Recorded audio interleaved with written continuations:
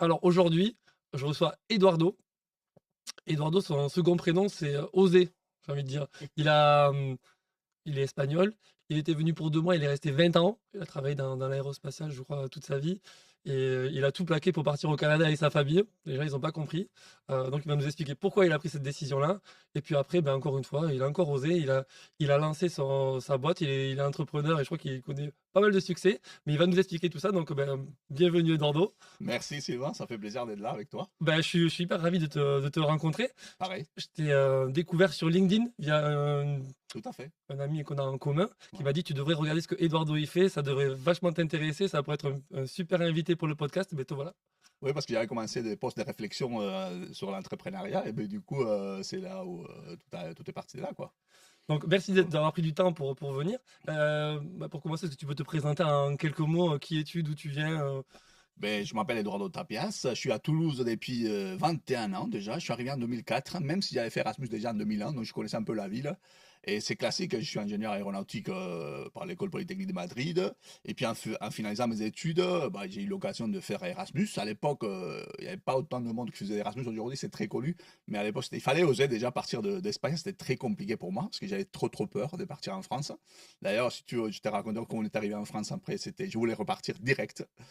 Et j'ai fait Erasmus à Toulouse pendant 6 mois. Je suis rentré à Madrid. Et du coup, quelques années après, du coup, enfin 2, 3 ans après, ma société m'a dit tu veux partir à Toulouse faire un support de 6 mois à Thales Alenia. Je dis je connais déjà la ville, pourquoi pas. Donc un parcours classique aérospatial. Toulouse, quand même, c'est la ville européenne de l'aérospace mondial, mondial. mondiale de l'aérospace. Du coup, pour un ingénieur aéronautique, c'est super de travailler là. Je ne travaille pas forcément dans les avions, c'est plutôt dans les spatiales, mais Toulouse, quand même, c'est bien pour ça. Et en plus, c'est une belle ville pour un Espagnol, c'est quand même, c'est sympa et dépaysé parce qu'il y a quand même beaucoup d'Espagnols ici, ça parle espagnol partout, quoi. On a fait le trajet inverse parce qu'en 2004, toi, t'es passé, t'as fait Erasmus de Madrid 2000 à ans, Toulouse. ouais, 2000 ans, je fais Ah ok, Erasmus. parce que moi, tu Ah, vois, j'ai fait, ah t'avais fait Espagne, moi, j'ai alors? fait l'inverse. J'ai fait de Toulouse, je suis parti à Madrid. Sauf que moi, j'avais trop envie de rester. Donc pourquoi alors tu voulais pas rester à Toulouse, juste pour la petite histoire? Après Erasmus, tu veux dire? Tu m'as dit oui, j'ai failli repartir direct. Tout à l'heure, tu m'as dit ça. Ah oui, oui, oui. En fait, quand j'ai pris les bus à Madrid, en disant, bon, je pars en France, je ne parlais pas français, tu vois, j'avais fait juste l'école 3 ans en français, donc je connaissais les verbes avoir, être, enfin, très très peu. Et du coup, j'ai pris le bus, j'arrive en France à 5 heures du matin à la gare routière de Toulouse, donc c'est pas très séduisant. Et j'avais trop peur, en fait. Et du coup, j'ai parlé au chauffeur du bus, et je lui ai dit, pour repartir à Madrid, il m'a dit, oui, dans 1 heure. Je lui ai dit, ben, je repars avec vous. Et puis du coup, j'ai rencontré 2 filles de Cordoue, d'Espagne, là, qui m'ont dit: «Non, mais reste, Toulouse, c'est sympa, tu vas voir, machin, tout ça». J'ai dit: «Non, non, je m'en vais, je sais pas ce que j'ai fait ici». Et du coup, ils m'ont convaincu, ils m'ont aidé à prendre un taxi. Et puis c'est là, tout est réparti. Ma vie a complètement changé. Ouais, c'est le premier saut dans l'inconnu finalement. C'est la première fois que tu Ah as ouais, osé mais faire quelque tu chose. n'as pas idée. Très, très peur. Mais vraiment, je suis arrivé à l'Insica, c'était un dimanche, personne ne me comprenait. Le gars me parlait de la clé, je ne croyais pas ce que c'était la clé. Il n'avait pas la clé, du coup, je me suis dit, je ne pouvais pas voir ma chambre, c'était compliqué. Enfin, très compliqué. Mais il fallait vaincre les peurs, quoi. Donc, du coup, après, t'es revenu à Toulouse pour le boulot. Si on saute quelques années, donc t'es venu bosser chez Thales, qui est un Oui, des très grands groupes de ouais, l'aérospatiale à Toulouse. ouais, ouais, tout Et à fait, ouais. donc tu me disais, j'étais venu pour 2 mois, je suis resté 20 ans. C'est le fait d'avoir rencontré ta femme. T'étais venu pour une mission. Non, pas du tout. Ma femme, ça a été vraiment beaucoup plus tard. En 2004, en fait, ma société m'a proposé de venir donner un support à des 6 mois sur Thales. Je dis, bah, écoute, 6 mois, ça me va, il n'y a pas de souci, je connais la ville et tout ça. Sauf que 6 mois après, Thales m'a proposé de rester encore 6 mois. Et après 6 mois, et après 6 mois. Et en fait, donc, ça a été des contrats des 6 mois où j'ai travaillé pour les gros programmes européens de navigation par satellite, EGNOS et Galileo, je ne sais pas si vous avez entendu parler. Et du coup, je suis resté 10 ans chez Thales, en fait, finalement. Et aujourd'hui, ça fait 21 ans sur Toulouse, quoi. Donc, Avec, bon, on va le voir après, mais bon, sur ces 21 ans, t'es un peu parti, t'as fait des infidélités à Toulouse oui. et t'es parti à d'autres bouts Ouais, ouais, ouais. de l'Atlantique, mais c'est intéressant déjà rien que le fait d'oser aller vivre dans un autre pays. Parce qu'au départ, toi, tu t'étais pas dit que tu allais venir vivre en France, en fait. Ah, mais pas Tu du t'es tout. venu pour 6 mois et que tu renouvelais systématiquement. Toi, tu te disais, mon pays, c'est l'Espagne et je reste là. Ouais, ouais, ouais. Et j'adore. Mais Toulouse, je sais pas, je trouve que c'est ma ville, quoi. Sincèrement, ma ville. Je me sens toulousain. L'autre jour, on était au stade, tout ça. Enfin, j'adore Toulouse. J'adore la ville, la vie ici, la ville. Je suis à vélo tout le temps, j'adore en fait. En tout cas, c'est une première manière d'oser, pour beaucoup de personnes qui, des fois, tu vois, aimeraient, se disent: «Je suis resté toute ma vie dans la même ville, j'aimerais connaître autre chose» et tu as cette peur de l'inconnu comme toi, tu as pu l'avoir quand tu es venu en tant qu'étudiant, mais Oui, parce que quand tu changes des pays, de culture, c'est vrai qu'on n'est pas trop différents les Français et les Espagnols, si tu veux, mais la langue, tout ça. Déjà à Toulouse, tu découvres aussi beaucoup de nationalités différentes, beaucoup de langues différentes, et ça te fait déjà t'ouvrir l'esprit d'une manière tellement intéressante qu'en fait, tu as du mal à revenir en arrière après, en fait. Parce que du coup, il y a un moment donné, tu te sens citoyen du monde, en fait. Tu te dis, bon, ben, du coup, ma vie, peu importe où, en fait. Donc, si tu veux revenir en Espagne, pourquoi pas, mais pas forcément dans l'immédiat, quoi. C'est pas forcément un but en soi-même. et ta femme est française, elle? Oui, oui, oui, tout à fait. Et donc ce qui nous a amené, moi, ce qui m'avait amené aussi à t'inviter, c'était le fait que tu disais tu avais passé, donc 10 ans chez Thales, donc un grand groupe international et un jour tu as décidé de tout plaquer, pour partir au Canada. Alors je sais pas dans quel contexte tu as eu cette Pas, opportunité-là? pas tout à fait. Enfin, j'étais chez Thales, effectivement, pendant 10 ans. Et du coup, à un moment donné, euh, enfin, le Canada, ça a été 5 ans après de quitter Thales. Donc, c'est en 2019. J'ai quitté Thales en 2014, en fait. OK. Et en 2014, ça a été la première fois qu'il fallait prendre une décision très, très compliquée. Parce qu'effectivement, moi, j'ai m'éclaté chez Thales. Mon boulot, ça me plaisait pas mal. Mais en fait, moi, ce que j'ai fait, c'est que souvent, je me projette au futur. Mais je ne me voyais pas travailler dans Thales toute ma vie. Donc, du coup, je savais qu'il fallait faire quelque chose. Mais je ne savais pas quoi, en fait. Et à ce moment-là, en 2014, j'ai eu quand même plusieurs options qui m'ont arrivé très intéressantes pour travailler.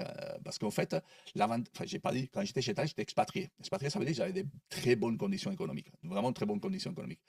Et du coup, tu t'habitues un petit peu à ces niveaux-là. Donc, du coup, à partir de là, tu as quand même des offres qui sont intéressantes. Mais je ne voulais pas forcément partir juste pour des conditions économiques. Je voulais faire quelque chose de différent. Et à ce moment-là, j'avais un copain qui avait sa société, une petite société.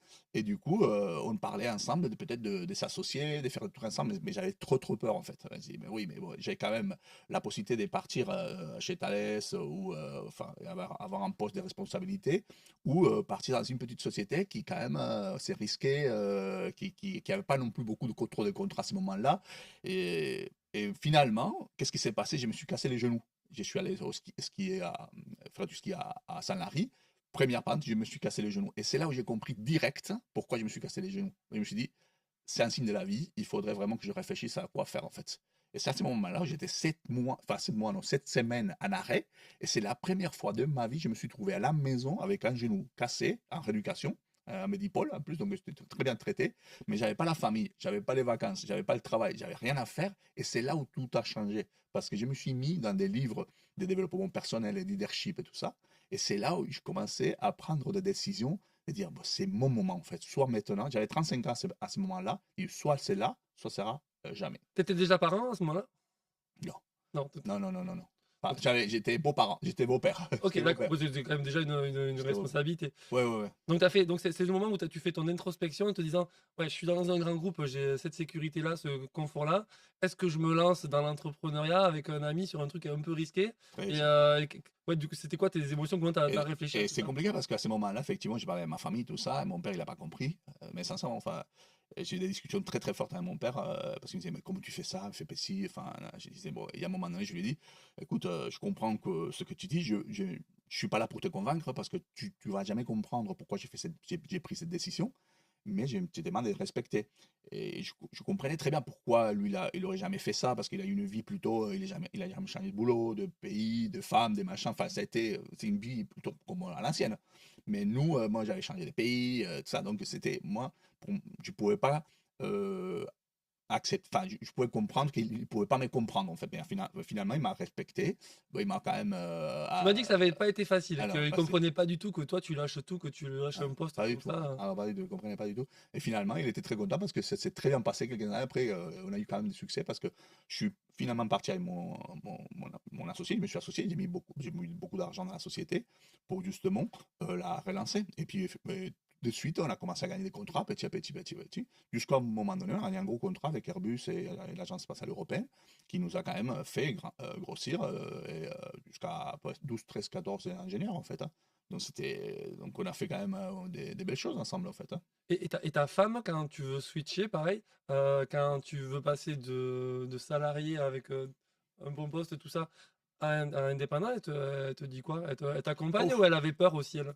Je pense qu'elle m'a fait vachement de confiance, à moi-même. Elle a jamais, été contre. Je pense que j'étais vraiment très très bien, soutenu par ma femme, en fait, par rapport à ça. Mais c'est vrai que c'est une éducation parce que c'est quand même un changement et c'est risqué. Ça risque la famille, ça met un potentiel instabilité. Mais j'avais la chance quand même qu'elle, elle travaille chez Thales aussi, et elle a un bon poste, un bon salaire, tout ça. Donc c'est un risque qui était acceptable, qui était, voilà. Donc du coup, mais il fallait éduquer, il fallait quand même, expliquer pourquoi je fais ça, pourquoi je suis comme ça, parce que c'est pas une question d'oser faire ça, c'est aussi les questions que quand tu fais ça, il y a beaucoup d'heures de boulot après derrière. Moi, depuis que j'ai ma société, j'ai pris 15 kilos. Je veux dire, c'est un déséquilibre important, hein, quand tu te mets dans un truc comme ça. C'est que il faut la famille, machin, à un moment donné, c'est focus sur le business, quoi. Donc, il y a un déséquilibre qui arrive dans ta vie. Et ce qui est arrivé, hein, ma santé, du coup, au Canada, j'ai commencé à prendre des kilos et tout ça. Et puis, il y a un moment donné, quand à ce moment-là, la société est stable, qui fait que là, je commence à équilibrer un peu tout ce qui est déséquilibré. Je sais quand même de faire attention à moi, tout ça. Donc, c'est pour ça que la famille aussi, fait partie de l'équilibre qu'il faut Ouais, avoir quand même. c'est un peu un dommage collatéral finalement parce Ah qu'il ouais. faut qu'ils acceptent le fait que ton rythme il va changer et que, ouais, l'équilibre à la maison, il sera pas du tout le même, Ah ouais. Et c'est là où, effectivement, les soutiens, c'est important parce que tu peux avoir quand même des problèmes avec ta famille, en fait, hein. mais Parce que j'ai resté jusqu'à 3 heures du matin tous les jours, hein, donc heu, si tu dors pas, tu es fatigué, tu es quand même aussi stressé. Je veux dire, il y a des dommages, collatéraux ouais, importants. mais même pour toi en fait, parce Ah que ouais, tu mets ça ta santé en jeu finalement si tu travailles autant. complètement, Bon, complètement. Moi maintenant tu l'as stabilisé a priori de ce que moi, tu dans dis? mon passé, en fait, j'ai eu des problèmes d'anxiété, hein, j'ai eu des problèmes d'anxiété, pas des burn-out, mais des moments où j'étais pas bien. Et figure-toi que depuis que je suis parti des gros groupes, enfin, je suis parti à faire mon entreprise, tout ça, j'ai jamais eu des problèmes. J'ai eu des coups de stress et tout ça, mais jamais de problème d'anxiété, rien du tout. J'ai passé comme si je suis arrivé à un point d'être en ligne avec ce que je voulais vraiment et j'ai pas, je sais pas, je me sens vachement bien, tu vois, d'un Ah point ouais, de vue. c'est surprenant parce qu'en fait, Ben tu oui, sais, j'aurais plutôt dit le contraire, en fait, que quand tu viens dans un grand groupe, tu as plus la côté sécurité, confort. Alors bien entendu, tu as des échéances et tu as des enjeux ou des challenges qui sont importants et tu peux avoir de la pression. Mais le fait de se lancer, d'être tout seul, d'être ton propre patron, où tous les mois tu dois recommencer à 0, j'aurais pu concevoir que tu as un ben peu écoute, d'anxiété je aussi suis, sur le quotidien. je suis surpris, sincèrement, ça m'a vraiment surpris. Quand j'étais chez Thales, si tu veux, moi, c'est moi qui me mettais la pression. C'est pas forcément la. Je sais qu'il y a beaucoup de gens qui sont en pression. Moi, j'étais pas sous pression, mais c'est moi qui me mets toujours la pression pour faire un bon boulot, un bon travail, de faire des livraisons quand même qui sont bien et tout ça pour mes clients. Donc, c'était à moi de gérer tout cet stress. Sauf qu'effectivement, quand tu as des petits coups de stress comme ça, tu apprends toi-même en fait, hein. Je veux dire, il y a un apprentissage important qu'il faut mettre en place et que petit à petit, quand tu sais que tu vas y arriver dans un moment de stress, tu dis oh, je vais me calmer parce que je me connais, je peux partir Et comment tu as fait pour justement apprendre à gérer ton anxiété en te lançant est-ce que c'est quoi? C'est de la lecture? Tu as vu des personnes qui t'ont aidé à travailler ça? Enfin, un truc que j'ai découvert vraiment dans cette semaine où je m'étais mis en repos à cause du genou, dans des livres que j'ai lisais, c'est la méditation. Et pourtant, tu vois, moi, la méditation, alors aujourd'hui, je pense qu'il y a beaucoup de gens qui méditent, mais à l'époque, il n'y avait pas tant que ça. Et tous les livres, ils disaient, il faut faire la méditation, mindfulness, tout ça. J'ai dit, mais c'est quoi ces trucs quand même? J'ai mis sur Google mindfulness, méditation. Il y a une fille qui m'est sortie à Google Toulouse, machin, ça commence la semaine prochaine. Et je me suis lancé, c'était quand même un cours qui coûtait un peu cher. Mais je me suis dit, bon, écoute, j'y vais. J'étais avec les genoux, j'ai boité à l'époque et tout. Mais j'allais en ville tous les mercredis, je me rappelle, pendant mon arrêt de travail. Et tous les jours, j'ai pratiqué pendant 2 ans la méditation. Et en fait, c'est incroyable. C'est un outil extraordinaire. Moi, j'ose dire, en fait, que c'est un outil même mieux que les sports, en fait. C'est un super pouvoir, mais C'est un super pouvoir. je suis d'accord avec toi parce qu'en fait, tu sais, dans mon passé, j'ai aussi été un entrepreneur et je réfléchis en fait, mon cerveau ne s'arrêtait jamais. Pendant 5 6 ans, je faisais que travailler et mon cerveau, même la nuit, il était en réflexion permanente. Un peu ce que tu disais avant, et je pense que j'ai été trop loin Ouais. et quand j'ai arrêté, beh, mon cerveau ne savait jamais s'arrêter et j'ai voulu trouver des techniques pour, apprendre à me poser et Mm. donc à penser à l'instant présent. Donc j'ai testé l'auto-hypnose, j'ai testé la méditation. En fait, après, tu fais un peu un combo de tout ça, et je trouve que ça a été hyper salvateur et Ouais. maintenant ça m'apprend à on dit profiter de l'instant.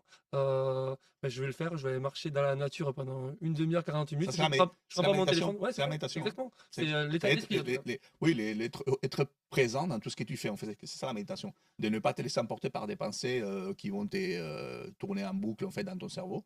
Ça, c'est vraiment la méditation. Tu es resté concentré dans ce que tu fais. Et donc, il y a le stress qui est important, mais la méditation, ça t'offre quand même, pour un entrepreneur, ça t'offre la concentration, ça t'offre du coup la productivité, tu es beaucoup plus productif. Et en plus de ça, un truc très intéressant, c'est la créativité, parce qu'il faut créer quand même. Donc, la créativité, l'imagination, la méditation, ça t'aide tout ça. Moi, je m'en rappelle, j'ai médité pendant des heures, et puis il fallait que je m'arrête pour noter des idées qui me venaient à l'esprit, parce que du coup, j'allais les perdre, en fait.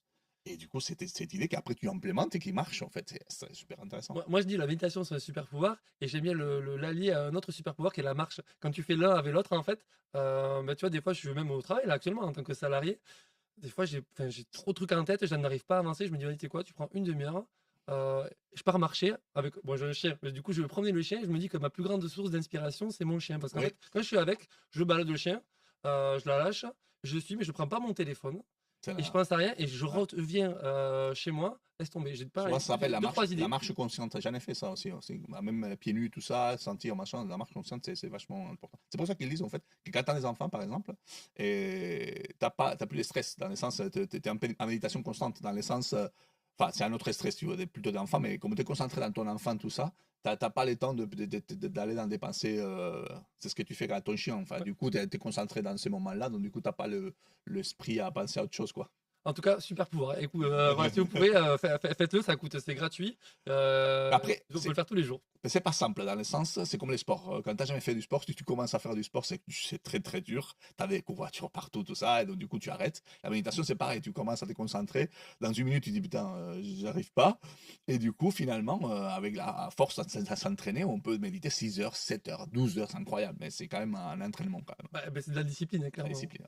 Alors, du coup, donc tu décides de quitter Thales, tu lances ton entreprise, tu fais ça pendant 4 5 ans avec un associé, Ouais, et à un moment donné, tu me dis, on a une opportunité au Canada, ouais, et à ce moment-là, donc de ce que tu m'avais dit, vous aviez deux enfants, donc tu étais beau-papa et papa, je crois ouais, que c'est ça, avec une fille qui avait 14 ou 15 ans et l'autre un peu plus petite. ouais, tout à fait. Ouais. Quelle est l'opportunité comment vous avez eu cette opportunité pour aller au Canada, et comment vous avez décidé d'y aller, en fait, parce que c'est un projet de famille. Et Ouais. surtout, ce qui m'intéresse beaucoup, c'est le fait que tu sois un beau papa. Ça veut dire qu'en face, tu as un papa Ouais. qui, ouais, comment tu crées, enfin, comment tu avances sur ce projet-là avec tous ces éléments-là? Ces projets-là, en fait, c'est un projet qui, déjà, il y a quelqu'un dans la famille qui a l'initiative. Faut quelqu'un qui dise pourquoi on fait pas ça. C'est pas un truc qui arrive de l'extérieur. Ah, ils nous ont proposé de faire un truc comme ça. Donc, c'est moi qui étais à l'initiative de ça. Parce que je me suis dit, pourquoi pas. Et c'est vrai qu'après 5 ans, ils m'ont associé. Il y a certaines choses qui allaient pas forcément. Et du coup, ma femme, elle n'était pas non plus dans un moment super stable chez Thales. Et on s'est dit, pourquoi pas, on ne cherche pas à partir ailleurs. Et du coup, c'est là où on a commencé à explorer. Et puis, c'est sorti le Canada. Et on avait parlé avec ma belle-fille qui avait 15 ans à cette époque. C'est compliqué cet âge-là parce qu'elle pouvait dire ah non, non, je pars pas à Toulouse, c'est ma vie ici, mes copines, tout ça. Et au contraire, elle était vachement contente de partir. Donc, du coup, ça partit d'un bon fond parce que sinon, ça aurait été très compliqué. Et ma fille, elle avait 4 ans. Donc, 4 ans, elle était aussi contente. Par défaut, elle était contente de partir. Mais tu m'as dit que vous l'aviez bien amené quand même. L'autre fois, tu m'as dit, on a tout fait pour lui présenter de la manière la plus enthousiaste possible pour l'embarquer dans le projet, parce qu'il fallait l'adhésion de toute la famille pour y aller. Exactement. Et un truc important, c'est que sa sœur était aussi contente de partir. Sinon, ça a été compliqué parce qu'ils sont assez proches quand même. Donc, voilà. Et le papa de ma belle-fille, ben, du coup, pareil, je pense qu'il a trouvé que c'était une très très belle opportunité pour sa fille de partir à l'étranger, à Toronto, parler anglais, qui fait qu'aujourd'hui, ma belle-fille, elle peut partir partout dans le monde entier. Elle parle espagnol, le français, anglais. Là, elle a 21 ans, elle est libre, quoi. C'est Ah, mais incroyable. c'est génial. Et en Ah fait, non. il y a de plus en plus de couples séparés, ou de familles recomposées plutôt. Bah, moi, j'en fais partie. Mais c'est vrai que tu vois, si on a c'est un bel exemple que tu donnes, parce que si moi j'avais une opportunité pour aller bosser ailleurs, ou ma femme aussi, c'est du coup, comment on fait, tu vois? Est-ce qu'on prend ce risque-là ou pas? Et c'est pour ça que je te pose C'est un toutes ces risque quand même, questions. parce que moi j'ai tout quitté carrément, carrément j'ai tout quitté. Et c'est pas évident voilà, il faut dire que le Canada c'est pas un bon, c'est cher, hein. C'est très cher, hein, en fait. Donc du coup, s'il faut y aller au Canada, il faut aller avec des bonnes conditions économiques. Et moi j'avais tout quitté, donc ça veut dire que j'avais pas de, Pas de job. pas de job, bah, rien en fait. Donc là, c'est. Mais bon, j'étais prêt à ça quand même parce que je voulais déjà monter mon académie, je voulais monter ça, j'avais ça en tête. Donc je me suis dit, bon, je vais me donner quand même une petite année pour lancer ça. Et c'est ma femme qui assumait quand même l'économie hein, à ce moment-là. Il fallait louer une maison à Toronto. C'est quand même. La maison, c'était qu'à 1200 $ par mois. Quand même. Fallait tenir tout ça. Hein, et c'était pas évident quand même. Hein. En sachant qu'en plus, tu m'as dit que tu l'as fait à la meilleure période, tu l'as fait pendant le Covid. Non, au contraire, Juste j'ai avant le fait Covid. avant le Covid. Je fais 9 mois avant le Covid, ce qui était incroyable parce que je voulais monter une académie online. Et à l'époque, avant le Covid, le online, c'était pas très connu encore. Faire des webinaires ou faire du Zoom, tu Ça sais, trop commençait à peine. ça commençait à peine, exactement. Et c'est le Covid qui l'a accéléré en fait. Donc ouais, c'était juste avant le Covid, donc on a profité quand même avant le Covid et Toronto, tout ça. Mais après le Covid, ça nous a, boum. Ça m'a aidé beaucoup le Covid quand même parce que ça m'a concentré à la maison.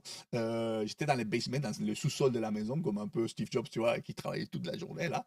Et qui a fait que d'ailleurs, ça m'a fait que j'ai vieilli quand même beaucoup parce que tu vois, quand tu es dans un sous-sol toute la journée sans le soleil, à grossir, tout ça, j'ai perdu cheveux, enfin, des trucs comme ça. Mais bon, c'est comme ça, c'est la vie de l'entrepreneur, c'est ça, en fait. Tu vieillis d'une manière prémature, quoi.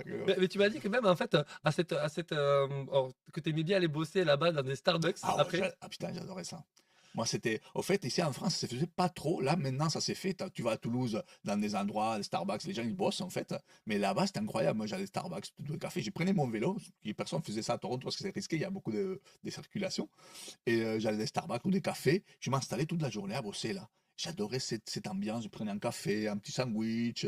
Je changeais des cafés tous les jours. J'adorais. J'ai déposé ma fille à l'école. Je partais avec les parents de l'école boire un café. Après, je partais travailler la journée. J'adorais ça. Ça a été facile pour vous de rencontrer du monde, de vous faire des amis là-bas parce que moi, enfin, c'est peut-être mon expérience personnelle, mais que plus tu vis, et quand tu vas dans une nouvelle ville, moi ça m'est arrivé d'aller à Paris, mais c'est pas si simple en fait de créer un cercle Ben, écoute, on a eu la chance. d'amis dès que plus tu vis, plus c'est dur, je trouve. On a eu vraiment la chance parce qu'en fait, à l'école ou dans les quartiers où on était, il faut dire que Toronto, il y a 6 millions de personnes. La moitié, c'est des étrangers, en fait. Donc, du coup, dans la classe de ma fille, de 4 ans, donc, il y a 30 élèves, il y avait 30 langues différentes. Tu te fais une idée, le nombre de nationalités, de cultures qu'il y avait là, en fait. Du coup, on a fait quand même beaucoup de copinage avec les parents, les Indiens, des Mexicains, des Iraniens, et du coup, on faisait quand même pas mal de soirées multiculturelles. Donc, du coup, ce qui fait qu'aujourd'hui, même, nous, on va au Canada cet été, ils sont venus à Noël. Je veux dire, on a quand même des bonnes amitiés, en fait. Donc l'expérience, tu la recommandes à tout le monde, À, celle-là, de partir à à l'étranger en tout le famille. monde. Si tu as l'occasion, je veux dire. C'est vrai, ce qui s'est passé, c'est qu'on est tombé sur le Covid. Ce qui fait que ça nous a quand même pas mal limité pour faire beaucoup de choses qu'on aurait bien aimé faire. Tu vois. Mais on a quand même fait des choses. Parce que le Canada, ça a été assez strict, en fait, dans le Covid. Et vous êtes parti là-bas en vous disant on part un temps limité, vous étiez donné une date, hein, genre vous avez fait 3 ans, mais est-ce que tu étais parti pour 1 an, On est 2 ans, parti 3 pour ans? 3 ans, on aurait pu rester un peu plus, mais en fait, le fait de Covid, que les écoles étaient online à un moment donné, tout ça, bon, on s'était dit, bon, je pense que c'est le bon moment de repartir, en fait, de rentrer en France à ce moment-là. Mais il y en a, en fait, la différence entre les Européens, les Français, Espagnols, Italiens, Allemands qui partent au Canada, souvent c'est pour quelques années, en fait. Parce que tu profites et puis tu reviens, parce qu'en Europe, on n'est pas si mal que ça. Par contre, il y a d'autres nationalités, Mexique, Iran, Irlande, tout ça, mais qui sont là-bas pour rester vraiment à vie, quoi. Ouais, Donc ouais. c'est quand même une mentalité différente, en fait, par rapport à nous. Donc nous, on a profité de faire beaucoup de choses en 3 ans, parce qu'on savait qu'en fait, à un moment donné, on allait rentrer en France, quoi. Et l'impact sur tes enfants, ta fille de 4 ans par exemple, euh, Ah, mais comment tu le fais, quels sont les résultats, enfin, je sais pas si on peut dire ça comme ça, mais comment elle a vécu les débuts, c'était dur, hein, elle voulait pas aller à l'école parce qu'elle ne comprenait pas du tout un mot d'anglais. Mais quelques mois après, elle a commencé à parler anglais. Et c'est incroyable, tu imagines l'ouverture d'esprit de rencontrer des gens de tous les pays du monde, de parler anglais. C'est génial, en fait. et maintenant encore elle parle anglais du coup, Là, en fait, le père. Mais là, on avait les copains à Noël, et puis du coup, elle comprend encore, elle essaie de relancer, mais bon, le père quand même. Mais ça m'inquiète pas trop dans le sens que le jour où elle aura à l'utiliser, bah, ça va revenir de suite, quoi. toi tu leur parles espagnol à tes enfants? Oui, je parle espagnol, ouais. Je parle espagnol, mais elle me répond en français. Elle veut Ok. pas, bon, c'est comme ça, c'est pas grave. Et tu me disais aussi l'autre fois que quand tu étais au Canada, toi, tu avais déjà dans l'idée de lancer Oui. ta propre société, donc ton académie online, mais que tu avais des anciens collègues, je crois, qui t'ont fait venir à San Francisco, ils te proposaient un job à Nord. euh, et Oui, que tu m'as dit, non, mais moi j'ai refusé parce qu'en fait, ce qui me motive, c'est pas l'argent. pas tout à fait. C'est-à-dire, quand je suis allé au Canada, j'ai eu cette possibilité de travailler à San Francisco. Je suis allé là-bas pour faire un entretien. Finalement, ils voulaient travailler avec moi, mais je leur ai dit que je voulais monter déjà une académie en parallèle. Du coup, je ne pouvais pas leur donner en fait les 100% de mon temps. Je voulais donner juste 50% de mon temps. Et ils ont accepté. Mais du coup, finalement, j'ai commencé à travailler 50% de mon temps remote. C'est-à-dire, j'étais à Toronto, mais une fois par mois, j'allais à San Francisco pendant une semaine. Qui est loin, hein, Toronto, c'est 5h30, 6 heures de vol quand même, hein. Et du coup, c'était une très belle expérience, c'était un super boulot. Mais au bout de quelques mois, en fait, ce qui s'est passé, c'est que mon académie, ça a commencé à vraiment marcher. Et c'était vraiment mon petit cœur qui s'est lancé. Mais c'est vrai que j'étais très très bien payé à San Francisco. Et parfois, tu hésites quand même, mais ce que je te disais, c'est pas forcément l'argent qui va me faire bouger pour moi, c'est vraiment mon projet. Parce que quand tu aimes ton projet, tu apportes vraiment de la valeur dans ce que tu fais, l'argent, c'est quand même un moyen énergétique, hein, c'est-à-dire, ça revient en fait. L'argent, c'est en fonction de la valeur que tu apportes, en fait. Donc, du coup, comment tu peux apporter la valeur quand tu aimes ce que tu fais, quand tu mets tout ton cœur à ça, ben, du coup, forcément, l'argent, ça revient. Donc, je ne ferai jamais un truc que pour l'argent. C'est-à-dire, ah ouais, ça paye beaucoup, oui, d'accord, mais est-ce que c'est pour moi ou c'est pas pour moi ça? Du coup, non, non, Ça, c'est important, cette logique-là, hein, ah ouais. je pense, hein. Très important. J'ai eu enfin, comment te dire? J'ai vu une famille quand même hein, qui n'a jamais gagné l'argent. Mon père, il était tourneur, tu vois. Et il avait un salaire de 1200 balles tous les mois. Ma mère, elle n'a jamais travaillé, tout ça, donc on n'a jamais eu de caprice. Tout d'un coup, je me trouve à Toulouse à être expatrié avec des très bonnes conditions. Donc, tu dis, wow, j'ai jamais, ça même pas dépensé. Je ne savais même pas aller dans un resto pour me payer un resto parce que je n'avais jamais dépensé de ma vie. Et puis, du coup, tu t'habitues à ça. Mais en même temps, tu te rends compte quand même que l'argent, c'est bien d'avoir de l'argent, mais en fait, pas à n'importe quel prix. Pas à n'importe quel prix. Ça te donne le bonheur, mais plus d'argent, ça va pas te donner beaucoup plus de bonheur. Mais à un moment donné, je pense que c'est très important de dire, oui, je veux gagner de l'argent, parce qu'avec l'argent, je peux faire beaucoup de choses, mais en faisant des trucs qui sont alignés avec ce que je suis aujourd'hui. Donc, un truc que j'ai dit souvent, c'est que, parce que souvent, l'ordre des choses que les gens, qu'on est habitué à prendre, c'est avoir, faire être. Je ne sais pas si tu as entendu parler de cet Non, ordre-là. vas-y. Avoir, faire être. C'est-à-dire, je veux avoir une voiture, une maison, je sais pas quoi, beaucoup de choses, en faisant n'importe quoi pour me convertir en une personne qui est peut-être pas moi-même. Mais en fait, le bon ordre des choses, c'est être, faire, avoir. Ça veut dire que si tu te connais toi-même, tu sais vraiment ce que tu veux, et ben, ça, c'est un boulot quand même, c'est pas évident, ça vient pas tout seul, hein. On peut en parler après ça, comment faire ça. Et tu sais que tu dois faire pour avoir ce que tu veux vraiment, qui est un truc complètement différent que dans l'autre Dans ordre. le sens. Et du coup, toi, t'es qui? Alors, ou tu veux être qui? Si tu réponds à cette question-là. C'est une très bonne question et c'est très un peu métaphysique, mais en fait, ce qu'on cherche tous, tous les gens qui ont fait un boulot intérieur, parce on parle beaucoup de propos, enfin, comme ça, en français on dit les purpose, comme ça, Ah, le but, le but, voilà, le but de notre vie, tout ça. Mais en fait, quand tu fais ces boulots d'autoconnaissance personnelle, à la fin, les buts de tout le monde, ah, peu importe ce que tu fais, c'est apporter de la valeur et aider les autres. Du moment dans ta vie, tu as l'impression d'apporter de la valeur et que les gens à qui tu apportes de la valeur sont très contents avec les boulots que tu fais, vraiment, ta vie commence à avoir beaucoup de sens. Donc, mon but, c'est vraiment continuer à rendre heureux les gens, en fait.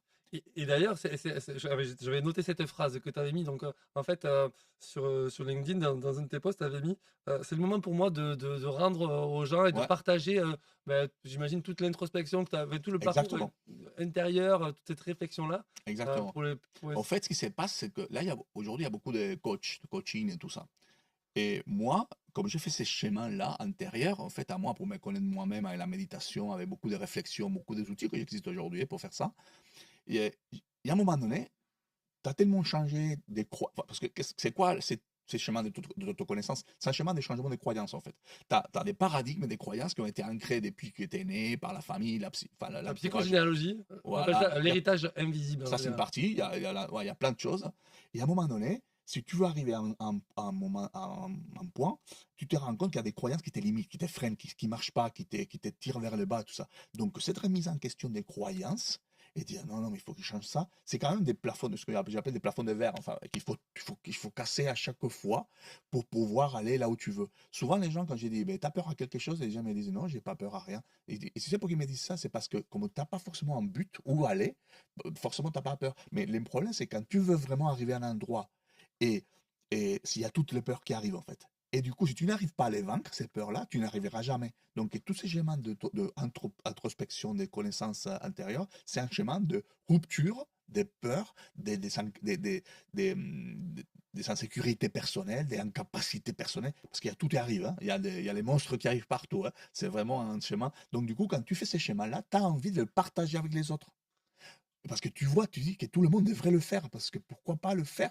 C'est vraiment pour moi, ça a été vraiment comment on dit en français, les grêles, non, Le Graal. le Graal, le Ouais. Graal. Voilà. Mais tu vois, c'est totalement la philosophie de ce podcast. Moi, j'ai une philosophie bien établie aussi. Ouais. Euh, et par exemple, j'ai listé les 7 choses qui me rendaient heureux au quotidien. Ouais. Et en fait, toutes ces choses-là, je me suis rendu compte qu'elles n'étaient pas liées au matériel.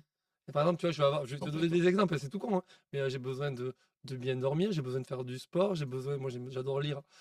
Tout ça, ça coûte rien en fait. Le sport, je peux le faire dans une salle de sport qui coûte un petit peu. Mais en vrai, demain, je peux le faire chez moi. Ça me coûte zéro. Les livres, ça me coûte cher parce que je les achète, mais demain, si j'ai un problème, je vais à la bibliothèque, c'est gratuit.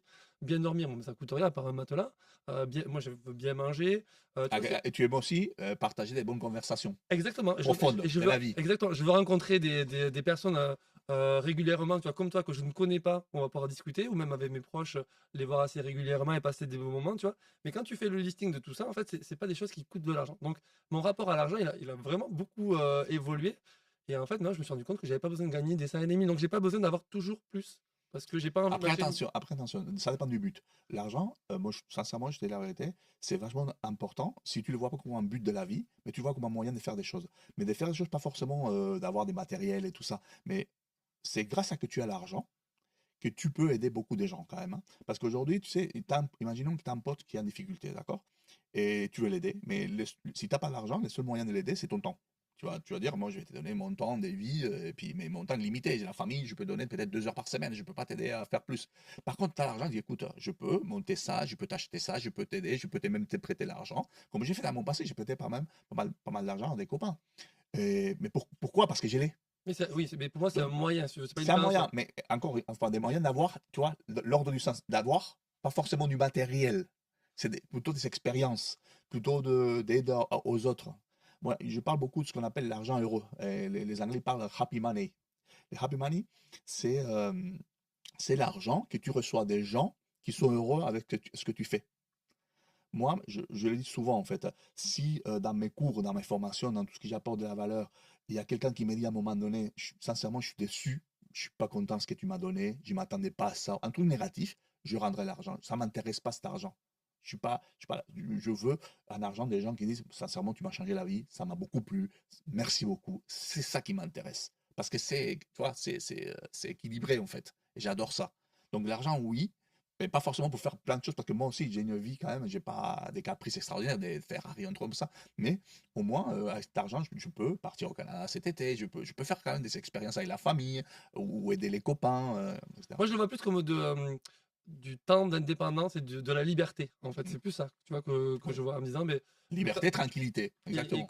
et confort d'esprit. C'est-à-dire que euh, je peux avoir des très hauts revenus, mais en fait, vu que je dépense toujours pareil, en fait, la différence, ça me permet justement de financer des projets comme le podcast, qui n'est pas sponsorisé, mais ça part Exactement. par mois. Euh, Exact. mais voilà, c'est me permettre d'assouvir ma curiosité sur d'autres sujets, en fait, mais sans pression, et même au travail, en fait. Du coup, ça me libère de la pression parce que je sais que bon, ben, si demain ça se passe mal, en fait, moi je suis là parce que ça me fait plaisir, si tu veux, d'être là.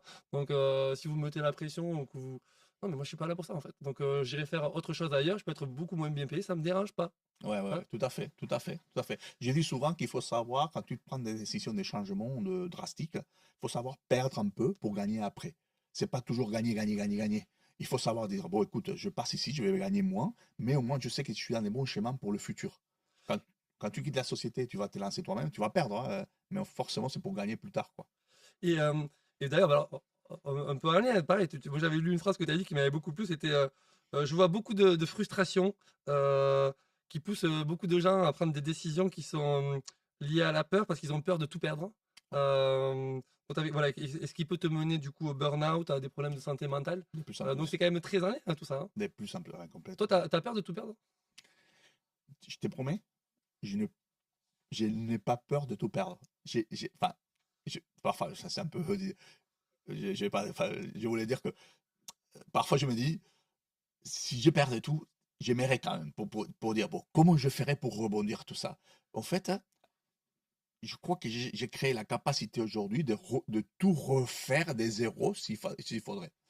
Mais pourquoi? Tout simplement parce que c'est grâce à tous ces chemins que j'ai dans l'entrepreneuriat que j'ai eu depuis déjà 10 ans, j'ai appris quand même des capacités des ventes, des marketing, de communication et des stratégies de business, tout ça, qu'aujourd'hui je me dis, bon, ben, écoute, je pense que si je prends un business avec ma connaissance, je pense qu'on pourrait le faire marcher, quoi.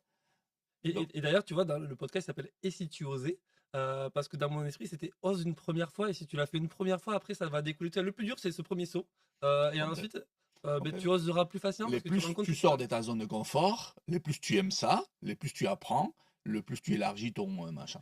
Il y a un truc important, on n'a pas parlé, vraiment pour essayer d'aller vers là où tu veux, c'est vraiment l'entourage, hein. L'entourage est vraiment très important. Je pense qu'un un sujet vraiment très critique quand même, parce que tu te rends compte que dans ton entourage, il n'y a pas forcément des gens qui te tirent vers les hauts tout le temps, en fait. Donc il faut savoir aussi dans tous ces schémas, lâcher. Lâcher des gens qui perdre ont des gens en chemin. perdre des gens dans les schémas, en fait.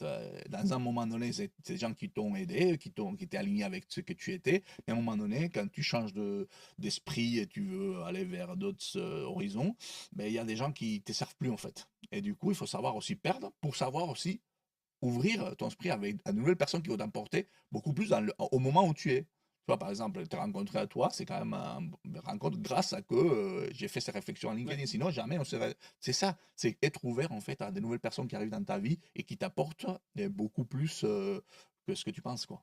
Et pour revenir aussi sur notre sujet, on avait parlé sur le fait de pouvoir tout perdre. On disait en fait comment on appréhende l'incertitude en fait. Et le fait, on s'était dit quand on avait préparé enfin, le podcast du jour, si tu crois que tu es en sécurité quand tu es dans un grand groupe, Ouais, tu te trompes. Et tu m'avais complètement. dit, quand tu Complètement. vois par exemple ce qui se passe avec Elon Musk qui va pouvoir licencier un mail, je sais pas, 5-10% des gens, tu crois que parce que tu es dans un grand groupe, tu es en sécurité. Te dis pas ça parce que si. Ça t'est arrivé à toi aussi, hein? Ouais, moi je me suis fait J'ai vu, virer du jour au lendemain. Ouais. j'ai vu ta Ouais, vidéo. mais du coup, tu disais, mais tu te retrouves demain, t'as En plus de fait, job, merde, je fais quoi? En fait, il faut anticiper peut-être. je t'ai même les fonctionnaires, les policiers, tout ça, ah non, mais je vais être policier toute ma vie. Tu dis, ben, écoute, tu t'en sais rien. Oui, mais il y a quand même très peu de probabilités que. Oui, il y a très peu, mais il y en a des probabilités. Et beaucoup plus aujourd'hui, on est dans une société qui s'appelle la société liquide. Tout change tout le temps. Tu changes des femmes, tu changes des boulots, tu changes de machin. Les sociétés tombent, les sociétés qui s'est créées, des nouveaux trucs, des. Rassure ta femme, tu vas pas changer de femme quand même. Juste de- Bah, écoute, je sais pas, hein. On verra bien. Et c'est possible, pourquoi pas? Si c'est pour du bon, pour moi et pour elle, pourquoi pas? En fait, je veux dire, ça fait partie de la vie. Mais à part ça, je veux dire, on est dans une société où tout peut changer du jour au lendemain, hein. Thales, Airbus, c'est pas une société qui vont tomber à l'eau en 2 secondes. Mais ils vont peut-être dire, bon, ces départements, je vais quand même arrêter. Bah, du coup, il y a 500 personnes qui sont impactées. Et là, tu te trouves dans une situation, ah, j'ai tout perdu. Du coup, il faut, pour moi, la clé de tout ça, on n'a pas parlé de ça, mais c'est la préparation continue. C'est-à-dire, Ouais. il faut te préparer en continuité. Même si tu crois que tu es dans une situation très stable, toujours à se préparer. Du moment où ça arrive à quelque chose qui t'a pas prévu, ben, du coup, tu as quand même les outils pour pouvoir Alors, affronter. comment on se forme en continu? Quel est si on reste très pratique, quelqu'un qui écoute et qui en fait Ça, veut se préparer ou anticiper, se dire, vas-y, s'il m'arrive un truc demain, je suis prêt. Tu fais En comment? fait, on a la chance.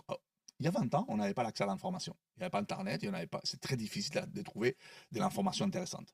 Après, Internet, ce qu'il a fait, c'est qu'il y a trop d'informations. On a l'accès à l'information, c'est très bien. Les problèmes, c'est qu'il y en a trop et très opposés parfois. Du coup, c'est très compliqué de filtrer. Mais aujourd'hui, en fait, à la date d'aujourd'hui, il y a tellement des initiatives qui se sont montées, des formations sur tout ce que tu peux imaginer, qui sont accessibles. Il faut juste savoir le payer. Il faut payer. Sauf que les gens, ils ne veulent pas payer. Ou t'as plein de trucs gratuits aussi, en vrai. Tu as Franchement, je plein pense de trucs gratuits que. qui te donnent une valeur jusqu'à un certain point. Mais à un moment donné, si tu veux aller plus loin, il faut payer. Et quand tu payes, tu te rends compte quand même que la valeur qui est apportée, c'est extraordinaire. Moi, je dis toujours ça à mes élèves, ils ont osé me payer à moi, d'accord? Donc, pour moi, eux, ils ont déjà une capacité à vouloir investir en eux-mêmes qui est très peu de gens l'ont. Donc, pour moi, le succès, pour eux, c'est assuré. Mais est-ce que ça commence pas, alors pour le coup, avant d'en arriver à une formation payante, déjà d'être Oui, curieux, de s'intéresser à regarder, alors ça peut être du développement oui, personnel. Toi, tu disais, tu m'as dit, le premier truc à bosser, c'est le marketing. Parce qu'en fait, tu m'as dit savoir faire, c'est important, mais le faire savoir, c'est encore plus important.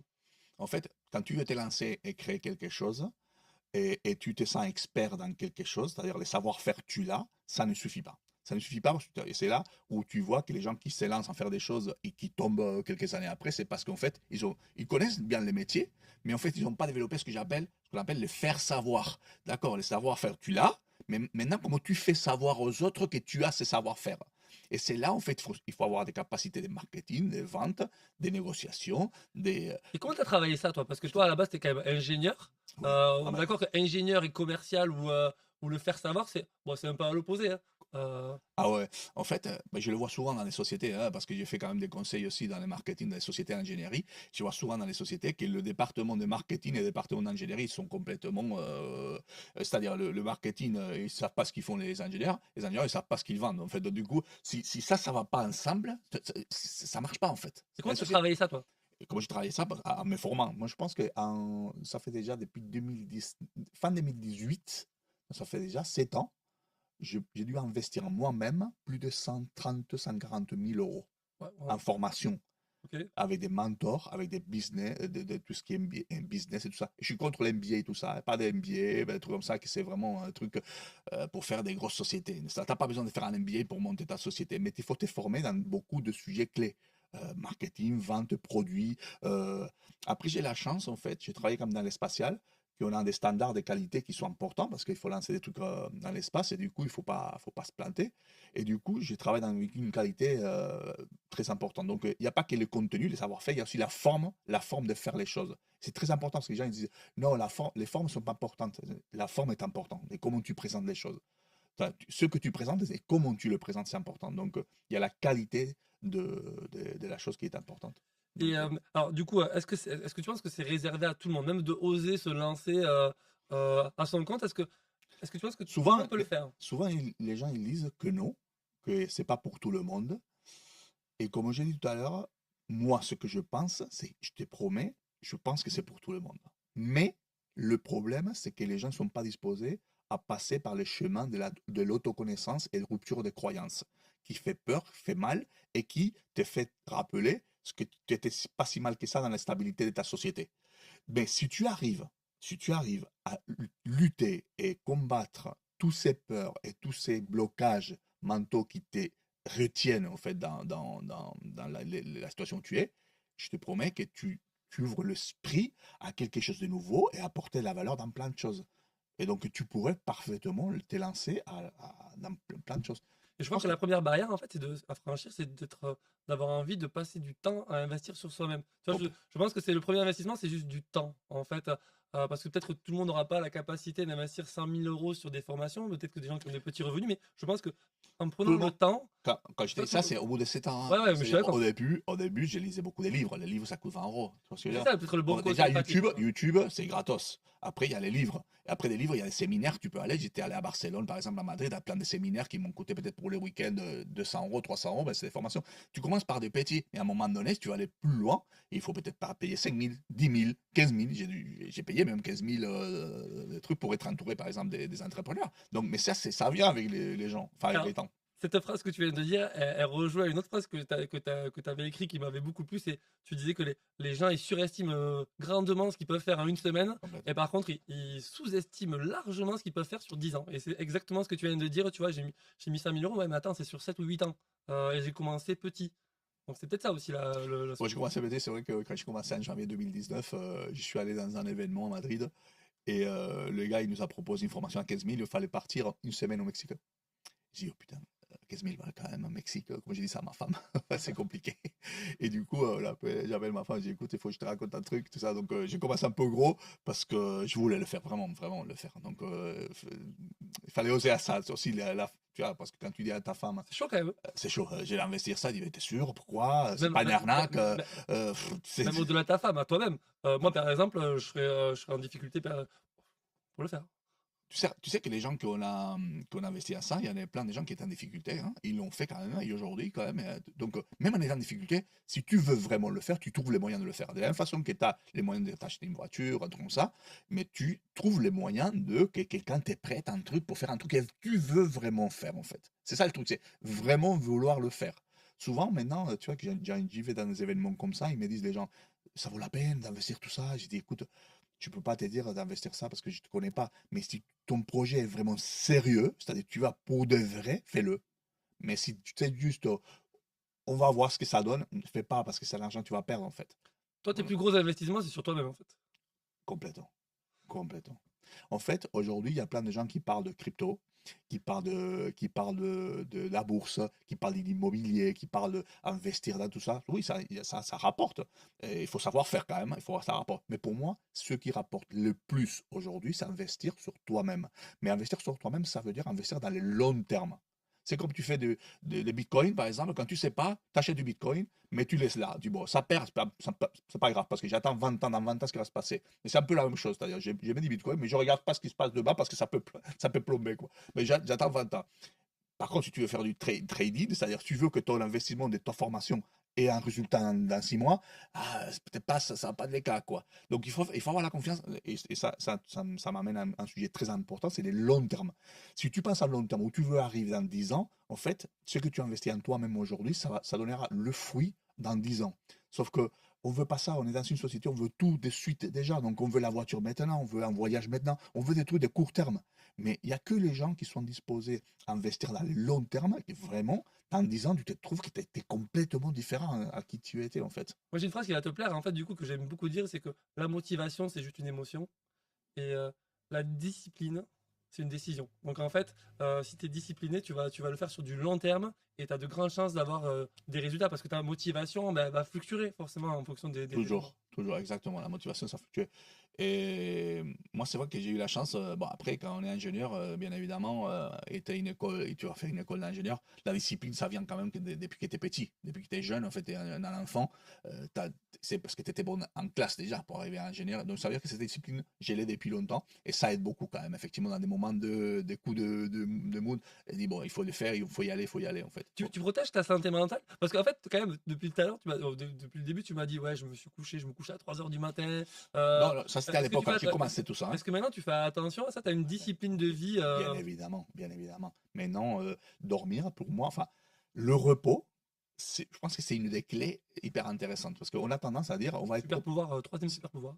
exactement. Parce qu'on a tendance à penser que si on travaille beaucoup, beaucoup, beaucoup, beaucoup, on va produire plus, plus, plus. Oui, dans le court terme, ça peut arriver. Dans le long terme, en fait, tu es fatigué, tu es lassé, la motivation, tu es plus stressé, donc ça va avoir un résultat négatif. Par contre, si tu préviens enfin, si tu fais attention à ton repos, tu dors bien, tout ça, enfin, déjà la créativité, la façon de la clarté mentale, la façon de t'expliquer, de communiquer, et, enfin, c'est absolument nécessaire. Enfin, ça fait partie de la vie. Donc aujourd'hui, effectivement, les 8 heures, 7 heures, 8 heures de sommeil, je dors super bien. Bon, je vois que le temps il tourne et avec toi, je pense que on pourrait rester 3 heures à enchaîner. Donc j'ai un sujet. Tu avais sorti une image qui m'avait beaucoup plu sur celui de la piscine. Et quand je disais, Ah c'est oui, quoi, c'est quoi ton meilleur conseil que tu pourrais donner à une personne qui écoute? Et toi, tu m'as fait l'analogie de la piscine, je la trouve magnifique, hein. Tu disais, bah, en fait, il faut oser. Il faut pas attendre que la piscine soit pleine et il faut pas non plus qu'elle soit vide. Donc bah, je te laisse me l'expliquer parce qu'elle est. Ça a exactement. parlé. Pour moi, en fait, quand on va se lancer dans des choses un peu risquées, quelque part, en fait, le problème, c'est que la, la plupart de la population, ils attendent en fait que j'ai un contrat déjà avec une société avant de quitter une société. J'attends en fait que la piscine soit pleine au maximum pour sauter. Le problème, c'est que souvent, quand tu vas prendre une décision, la piscine, elle n'est jamais suffisamment pleine pour le faire. Jamais. Donc, du coup, tu te franchis jamais les pas. Il y en a d'autres qui disent, ah non, moi, je suis capable de le faire, je me lance, la piscine est vide, mais je me lance, tout ça. Le problème, c'est que si elle est vide, mais tu vas te casser la gueule, mais c'est sûr, c'est certain, C'est vrai. parce qu'elle est vide.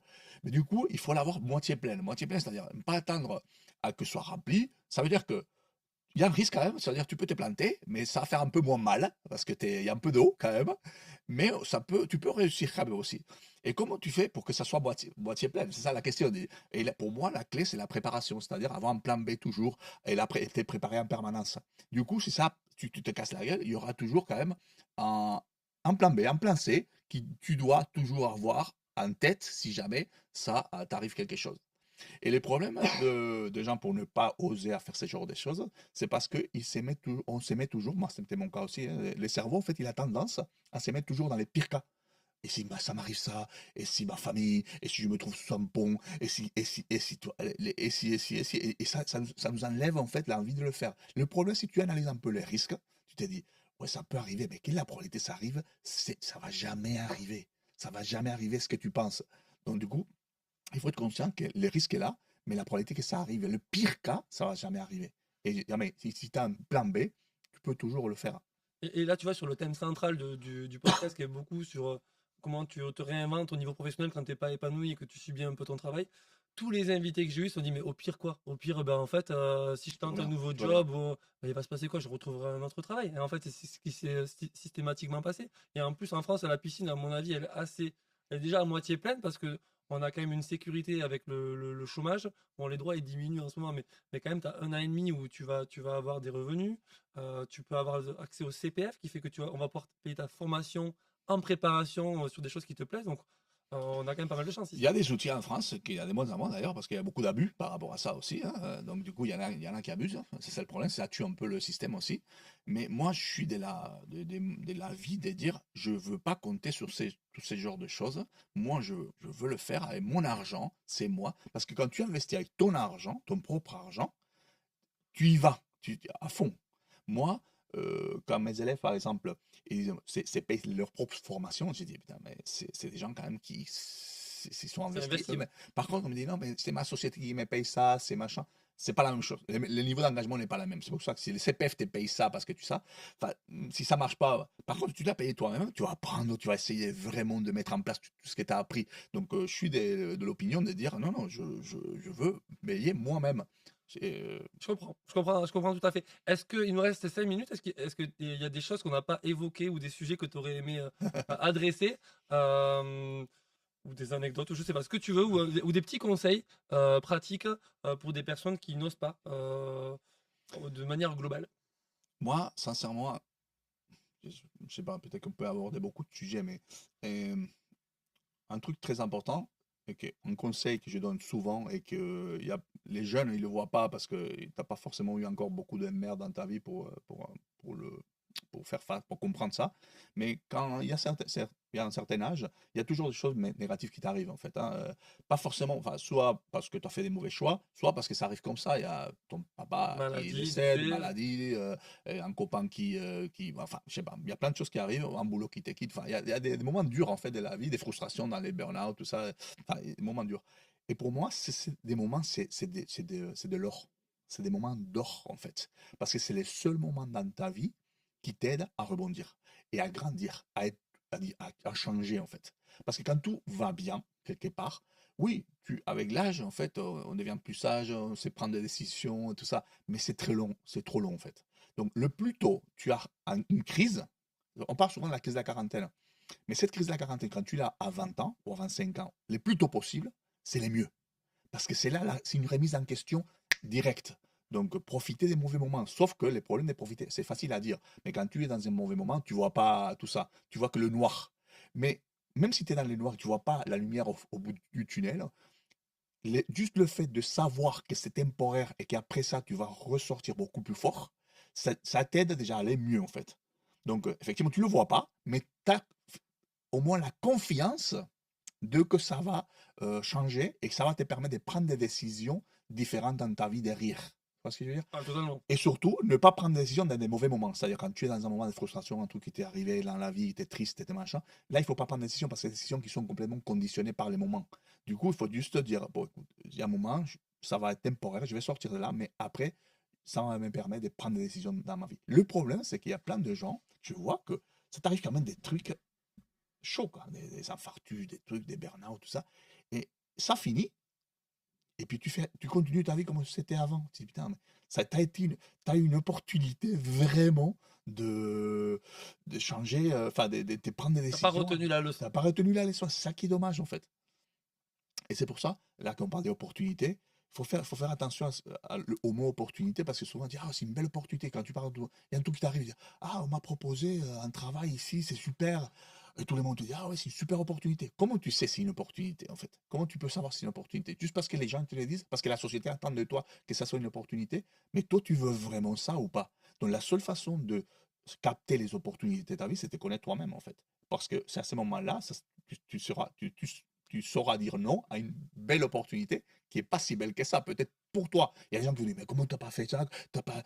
Oui, d'accord, mais c'est pas pour moi, c'est pas pour moi. Donc, c'est un sujet qu'il voulait aborder, c'est les trucs de l'opportunité. Bah, en Donc, fait, je pense que c'est presque même la conclusion, c'est-à-dire que c'est connais-toi toi-même. Je pense que c'est la base, c'est complètement. qu'est-ce qui te fait vibrer, qu'est-ce qui te donne envie, et à partir du moment où tu as réussi à déterminer ça, et c'est pas si facile en fait de savoir ce qui nous attire ou si on a des passions ou autre, et à partir de là que tu as ce but, bah, tu traces le chemin et tu t'informes, tu es curieux, tu apprends. Exactement, exactement. La clé, c'est d'en connaître toi-même. Et c'est un chemin que ne pas tout le monde est disposé à faire parce que ça fait mal, ça fait peur, tu te trouves face à tes propres limitations et ça, c'est pas agréable. On préfère se divertir, perdre du temps à parler des choses banales, à partir en voyage, à essayer d'oublier un peu, machin, au lieu de dire, bah, écoute, je vais affronter ces moments-là et je vais essayer de prendre des décisions importantes. Ouais, parfait, je vois pas trop ce qu'on peut dire de plus. J'ai envie de te remercier, Tu voulais vraiment pas faire Eduardo. les talks, Ah si, on va le faire, mais on le fera après la fin de l'épisode là. Ah, d'accord. Mais en tout cas, merci beaucoup Mais, d'avoir pris le temps de venir partager tous ces conseils. Je pense que là, vraiment, il y en a eu beaucoup. Il faudrait que je te réinvite 2 ou 3 fois pour qu'on poursuive la conversation. Donc, grand merci, merci Eduardo. beaucoup, ça fait vraiment très plaisir et félicitations pour le podcast que tu fais parce que sincèrement, ça peut aider beaucoup, beaucoup de gens, sincèrement, sincèrement. J'espère. Bon, Mais merci. j'adore partager ça parce que c'est un chemin que j'ai vécu, donc le fait que ça peut aider aux autres, c'est nickel. Ben voilà, suivez Eduardo Tapias sur LinkedIn, donc plein de conseils comme ça. Suivez-le aussi sur Instagram, il est quand même assez suivi. Mais en Et puis, espagnol. en espagnol, donc il parle espagnol. Mais en tout cas, voilà, apprenez à vous connaître vous-même et surtout abonnez-vous à Ici tu osais, ça serait cool.